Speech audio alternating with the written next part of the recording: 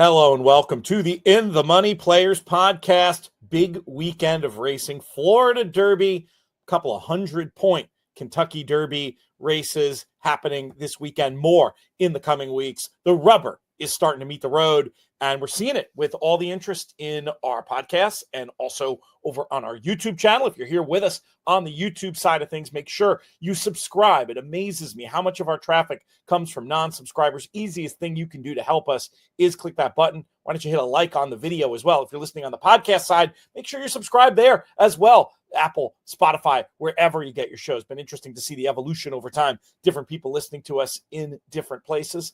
And it's been great because what we do here at In the Money Media is cover horse racing from soup to nuts. Peter Thomas Fornatow back with you in the Brooklyn Bunker. Once again, joined by a man coming to us from the greatest city in the world. He's Jonathan Kitchen. What's up, JK? Yeah, someone's out there jackhammering right now. It's one of the beauties of New York City.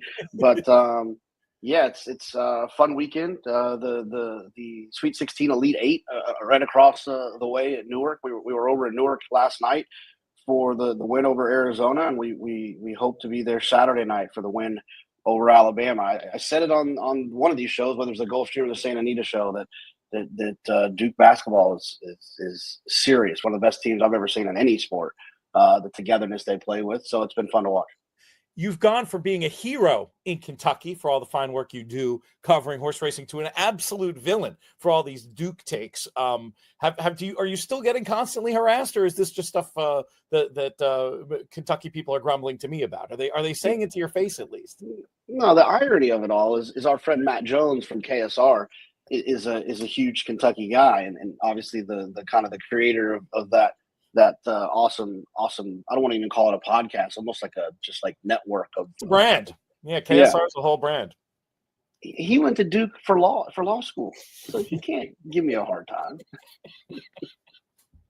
That's very, very funny, but that's cool that you were out there watching in person. When is the women, the Texas women, they either just had or are about to have Tennessee in a game that I've been meaning to make a note to make sure that I watch. I enjoy that. We saw Tennessee play at one of the preseason tournaments, and it was they do almost like hockey line changes, very aggressive, interestingly coached basketball. And I thought they were an interesting sleeper team. I'm not saying I'm necessarily going to be pulling for them over your Texas team, but has that happened or is that about to happen? I think they play. I think it's. Let's see. I'm trying to see it on here. I know they play. It's great podcasting and video content. This people, thank you for sticking with it. Yeah. It's at some point. It's at some point in the near. If it hasn't happened, it's happening. We'll see. Gotcha. Well, that'll be fun. Always good. It's such a crazy time of year. All the basketball stuff, all the baseball stuff. I dropped the audio-only baseball opening day show that still has plenty of relevance if people want to check that one out. So I've got like a fantasy draft I'm prepping for. I do the season-long baseball prognosticating contest I'm prepping for. It's basically like, and then of course all the form we're looking at. And I swear we'll get to it in a minute. It's been a busy, really fun week. Always is this time of year. But we are here today to talk about Gulfstream Park. Loads of stakes races. We're going to break format actually and look at the last six. Usually we do the pick five. Personally, I will probably wait and play the late pick five, but the kickoff for this pick six being Gulfstream Park Oaks with potential Oaks implications, though we will see about that. We're going to kick off with that one. Should mention also that there is a mandatory payout at Gulfstream for Sunday. Nick Tamara is going to have you covered for that on the In the Money Plus side of things. If you want to learn more about that service and the way you can get all the content that we do, inthemoneypodcast.com/plus, the place to go to check that out. But Gulfstream Park Oaks, 2-horse race, JK, oversimplification or correct? Yeah, I mean, I would think it's probably pretty close to that. I mean, I guess the 6-horse Cassiar for our friends at Lanes Inn and Bill Farish, the City of Light. I guess that's an interesting one, second time out for Suge. But yeah, I mean, I think for the horses that have run already, the Queen's MG and 5G. It's an interesting call there. Queen's MG, 5G, Queen's MG, 5G. 5G looks to just really kind of be going in the right direction. Ran in a quiet side last time, but even back for the debut for 5G, you knew there was talent. It was 5-1 that day into the teeth of like the fastest Linda Rice horse 2-year-old ever in the world at Saratoga with the Angels. I remember this horse being bet a little bit into that one. So Look, for me, it's 5G, drawn better. The Queen's MG just feels like one of those horses that kind of beat up on, she was the big eighth grader beating up on the eighth graders that haven't really caught up yet. And now the other ones are starting to catch up. She's not that fast. She just wins a lot. I think she'll be in trouble here with 5G. I'll go with 5G in here. Not the strongest opinion in the world, but that's where I'll lean.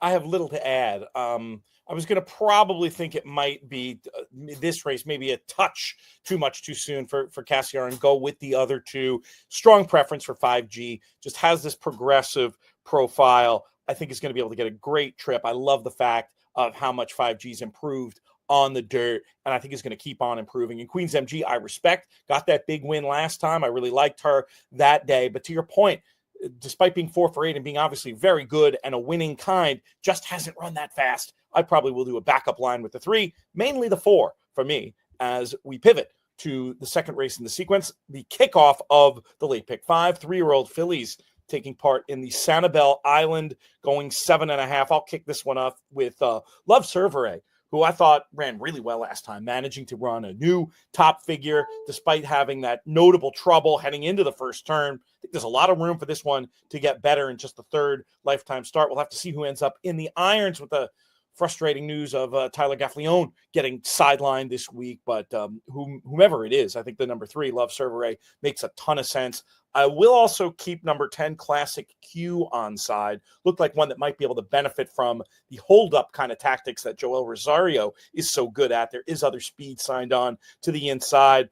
Thought that she ran pretty well last time. Looked very rank early, managed to settle and finish. I think there could be more under the hood for the 10. So 3 and 10, couple of unexposed improvers for me in this Sanibel Island. How do you see it? Yeah, I only need the 2 and the 3. The 3, Love Cervere, like you mentioned, was one on debut for Christoph. Came back and ran extremely well with some trouble in that Ginger Brew. But the thing about that I also like is that was to Nitrogen, who's gone on to win a couple more races. Nitrogen seems to be one of the best 3-year-old turf fillies in the country. And so when you have a horse like this who's been in that kind of that strength of schedule game, Love Cervere is winning. And then Miss Worldwide, I want to use, who I thought ran well last time, tactical speed with Luis Saez. I always talk about inside draws, tactical speed in turf race, 2-turn turf races. It allows horses to get in and out of spots and to save some ground. The 2, 3 are all I need to get started in this pick 5. All right, I got lost here with my hitting the right button. There we go. I like it. I mean, I think that's another interesting one to potentially include. Let's go to race 11, the Army Mule, going 7 furlongs. I thought that number 4, Knightsbridge's last run was better than it looked. Mike Welsh of DRF and others have noted that the rail that Knightsbridge was dueling on last time was deep and unfavorable. And that speed runner who was there that time isn't back this time. I think with that in mind, Knightsbridge might just be able to shake loose. I did have a price to include for underneath and or maybe one backup line in the horizontals. Number 1, How Great Is Nate? I just was impressed a little bit with that last run. There was a runaway winner in there, and this horse was closing into blue fractions on a track that Timeform had as speed favoring. I thought could come running for a small slice and maybe take advantage if the race falls apart. Mostly 4 and a little 1 for me. Are you with or against Knightsbridge? But I'm going to use a couple of others here. This is an interesting sequence where I love a single. I couldn't really find a horse to single throughout the entire sequence, but I did find some races I could go 2 or 3 skinny. I have one spread race, and I feel like I can make it an affordable or approachable ticket. Knightsbridge is an obvious horse, but I do think that the 8 and the 9 are at least interesting. The 8, what do we call this one? What is this one? Unveigled. This is the horse that took advantage of that pace setup last time to beat Knightsbridge. Yes. What the heck is an unveigled? Unveigled. I don't know what it means. I'll look that up while you look. You continue. Yeah, I thought ran well last time. Like you mentioned, was competitive in that race when handling Knightsbridge. So we want to upgrade there. But then the 9, Josie Carroll. She's done this before, where she has these horses that look like synthetic types, but then she brings them over and wins big races. And I feel like this one, Play Me a Tune, it looks like they're pretty good. Has been running on the synthetic, but does have a couple of good dirt races mixed in there. But she's got a couple of synthetic races that really jump out. He does, but she as being the trainer. So I want to make sure I have that one. I think there could be a nice little price tacked on there. So I'm going to go 4, 8, 9 in the spot. So unveigled is nothing. Inveigled is a term I am familiar with, which means to persuade someone by deception or flattery. Something, JK, that I know you must be familiar with. Your station in the world. People always trying to get you to do things by flattering you. So maybe unveigled can be a hunch play for you as well in this one at Gulfstream Park. Should we move to the Sand Springs? We shall. Open looking race, I thought. There is a big favorite on the morning line in the form of In Our Time, but I thought she might encounter a little bit of difficulty. There's plenty of other speed here, opportunity to get hung wide. So I was going to go to a couple of closers as my main ones and maybe a sneaky one to maybe even prove best of speed. I put 5 Towns on top at what might be a price. You know, you wouldn't pick the 11 post for this one, but does have, looking at pace figures, a little bit of tactical foot, maybe can work out the trip. Just has an interesting blend of speed and stamina for me. And just looking at the work tab, looks to be ready to roll off the freshening. The 6 Breath Away, I thought made a lot of sense as a closer if this pace does in fact boil over. 11 and 6, the main ones for me. But I could tell you a little story about number 10, Ocean Club, who I listed as a B. Maybe if the 12's trip makes her go way too fast earlier, something could sort of tuck in, attack at the right time. Maybe one that could prove the best speed at what I think could be a price. So I want a little 10 in there as well. 11, 6, and 10 for me. How do you see it? Yeah, this is a spread race for me. So I'll save you the explanation for a bunch of horses that you either covered. 3, 4, 6, 9, 10, 11, 12. 3, 4, 6, 9, 10, 11, 12. But I will spin you a tale about the 3 to make sure that I can convince you to use this one.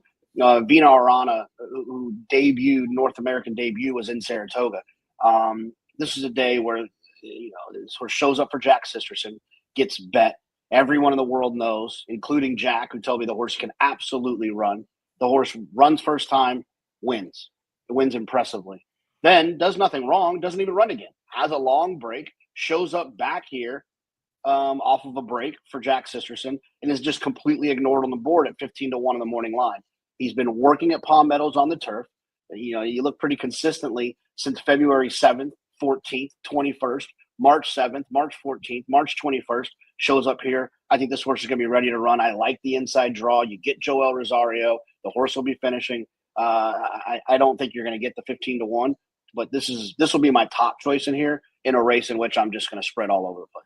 That's a very interesting case. And when you have a top pick that's a price, does that make it easier for you to use so many different numbers? Is that part of the theory? Yeah, because you are actually pretty equitable in the way that you're doing it. If you look at it, right, it's like the favorite, the 12, who is, I want to fade, drawn out there, going to be a little bit over bet, using that horse equally to a 5-1, 6-1, 10-1. That is the way. That is leveraging my opinion according to how I feel about the horse. So the only time that it's hard to spread when you like a short price horse and you spread is when it becomes problematic.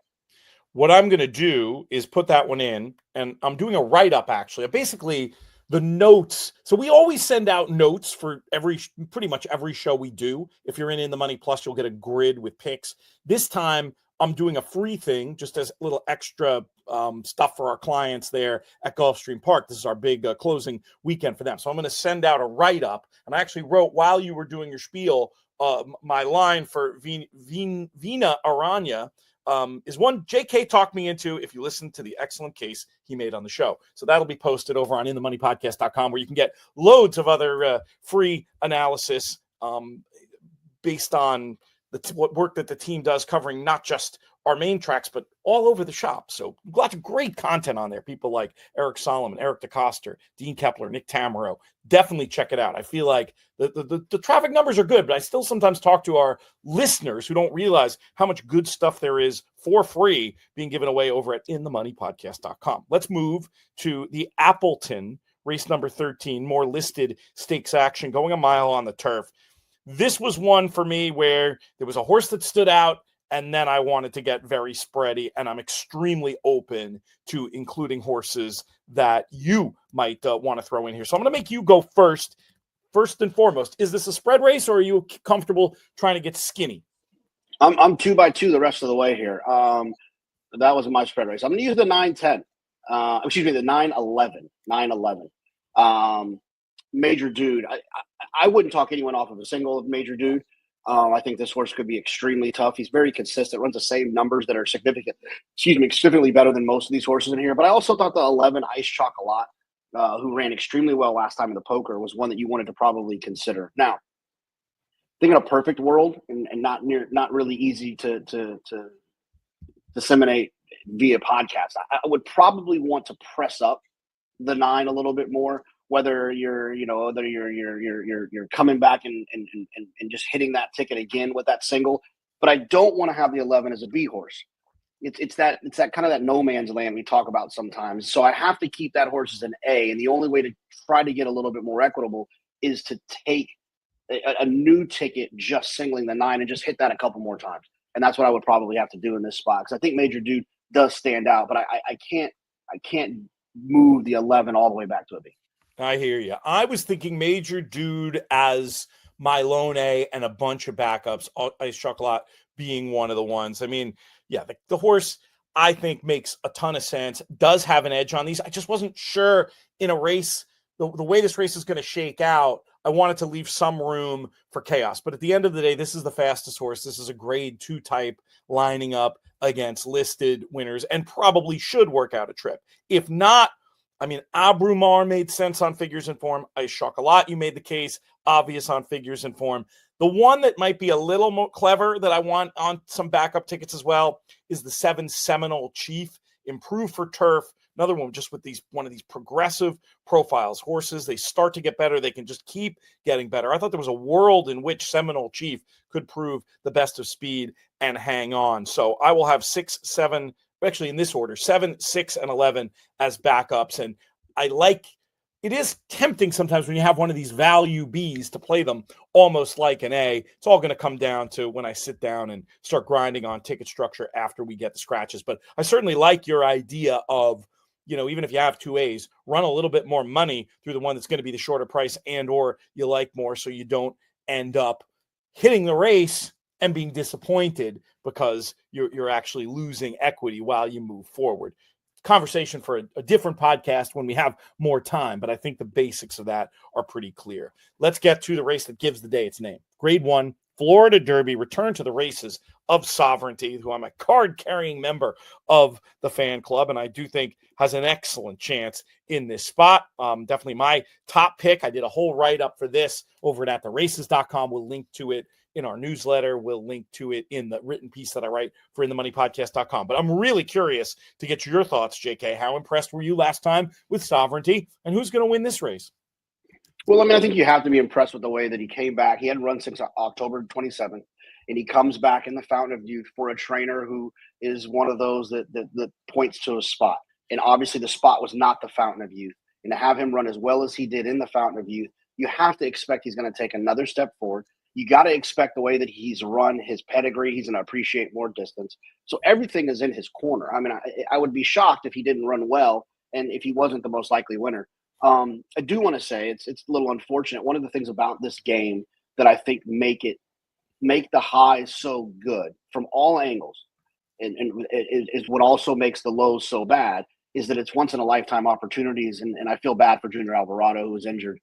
Happy for our friend Manny Franco and John Panagot for picking up the mount, but it's unfortunate the Junior is not going to be able to roll with Sovereignty through this Triple Crown. So is that right? I thought this was just a one-off, and Junior would be back for the Derby. Did really? You see something else? I hope you're right. Okay. I just saw that. I'm not sure about that, but I thought that's the way it was positioned, as more of like a pickup mount. But if you heard that he got the commitment through the Derby, that's a different deal.